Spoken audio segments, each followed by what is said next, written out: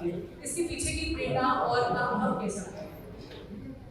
प्रेरणा ये रहे कि मैं जिस परिवार से आया हूँ उसमें 19 एलोपैथिक डॉक्टर्स हैं, तो एक प्रेरणा थी हमें मेडिकल साइंस में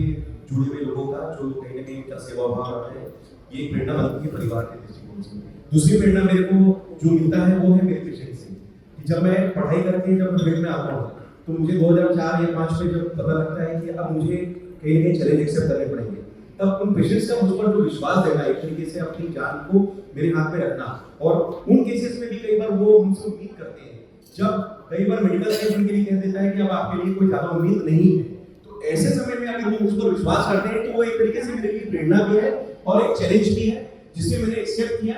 एडजस्ट किया और उसके ऊपर काम किया। इसीलिए जो प्रेरणा पेशेंट देते हैं उसके आधार पर हम कुछ नया लाने की सोच सकते हैं, और यही नया लाने का जो विजन है वो हमने होम्योपैथी को चेंज करके सुपर स्पेशलिटी मॉडर्न होम्योपैथी के नाम से एक जो नया कंसेप्ट का जो परिभाषा दिया, उसमें ये वही चीजें हैं जो पहले जमाने में लिखा था कि होम्योपैथी में ये सब चीजें नहीं होती है, ये सब चीजें संभव नहीं है, तो उन केसेस पे काम करने के लिए हमारे पेशेंट्स का विश्वास था, वो मुझे प्रेरणा के रूप में मिला।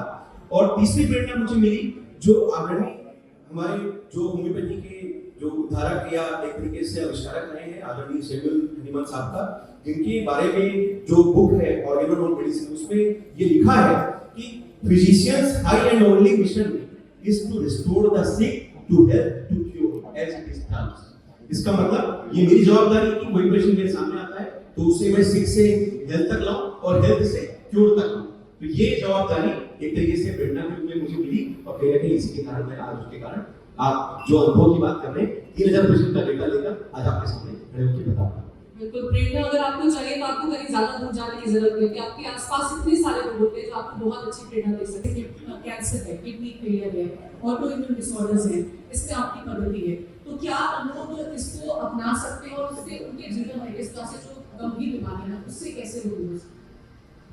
ये जितनी भी बीमारियां जो आपने नाम लिया एक तरीके से मेडिकल साइंस के लिए हमेशा से चैलेंजिंग रही है, और उसमें काफी सारी संभावना भी है कि उसमें तो अच्छा काम किया जा सकता है। मैंने बस एक ही चीज किया कि मैं किसी भी चीज को असंभव मानकर कोई काम नहीं करता। सामान्य काम को असामान्य तरीके से किया जाता है तो उसे माना जाता है कि कुछ नया किया जा रहा है। मैं उल्टा बोलता हूँ कि मैं असामान्य काम जो एक तरीके से असंभव माना जाता है उसको भी सामान्य तरीके से ना करके असामान्य तरीके से करता हूँ। तो थोड़ा मेरा तरीका अलग रहेगा कि मैं हार मानना पसंद नहीं करता। मेरे सामने अगर पेशेंट है, चाहे वो आखिरी स्टेज का पेशेंट हो,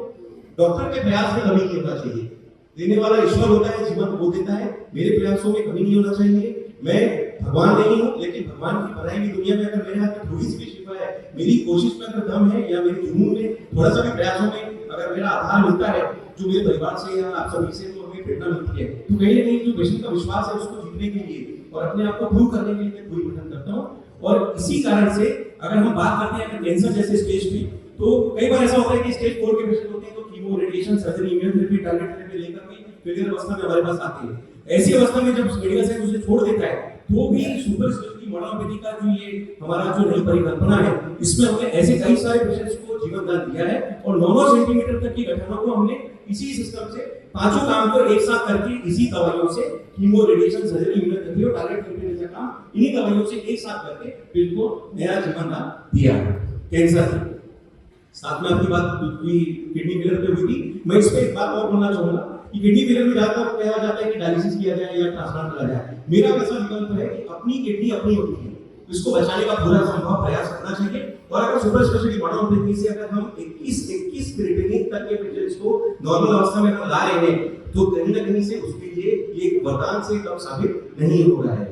तीसरा केस था आपका ऑटोइम्यून केस का। इस मामले में दोस्तों मैं आपके चैनल के माध्यम से बहुत स्ट्रेट फॉरवर्ड मैसेज देना चाहूंगा कि ऑटोइम्यून बीमारियों का क्योंकि दुनिया में अभी तक कोई बहुत ज्यादा इलाज बताया नहीं गया है, ऐसा माना जाता है कि आपकी बॉडी की इम्यूनिटी ही बॉडी के अगेंस्ट काम कर रही है, तो हमें इस केस में बचाए दबाने के मेरा इस चैनल के माध्यम से विशेष मैसेज है कि इस केस में सुपर स्पेशलिटी होम्योपैथी हमारे लिए किसी वरदान से कम साबित नहीं हो रही है, क्योंकि मैंने ऐसे केसेस देखे हैं जहां पर ये कहा जाता है कि are factor, N factor, HLA-B27 जैसे जो रिपोर्ट्स हैं ये कभी भी जो जेनेटिक लेवल पे जा चुके होते हैं ये रिवर्स नहीं हो सकते। मैं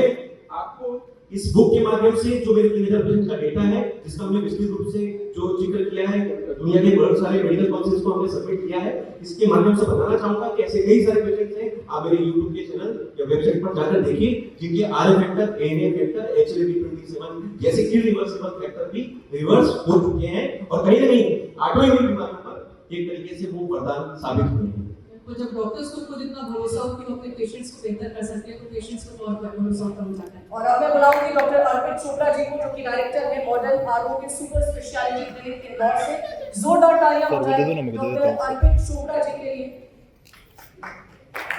तो मॉडर्न आरोग्य सुपर स्पेशलिटी क्लिनिक इंदौर ये कैसे स्वास्थ्य के क्षेत्र में काम कर रहा है, क्योंकि स्वास्थ्य के क्षेत्र में जब काम किया जाता है तो लोगों को बेहतर सुविधाएं, बेहतर स्वास्थ्य बीच में जाना है जाता है। और जब बेहतर स्वास्थ्य होता है तो लोगों का जो दिल है काम करने का वो और ज्यादा लेकर के सामने आता है। तो जोरदार तालियां होनी चाहिए डॉक्टर वो जैसा करो वैसे करना सर आप भी। डायरेक्टर है मॉडर्न आरोग्य सुपर स्पेशलिटी क्लिनिक इंदौर में, और हमारे साथ मंच पर मौजूद है जो कि एक लीडर है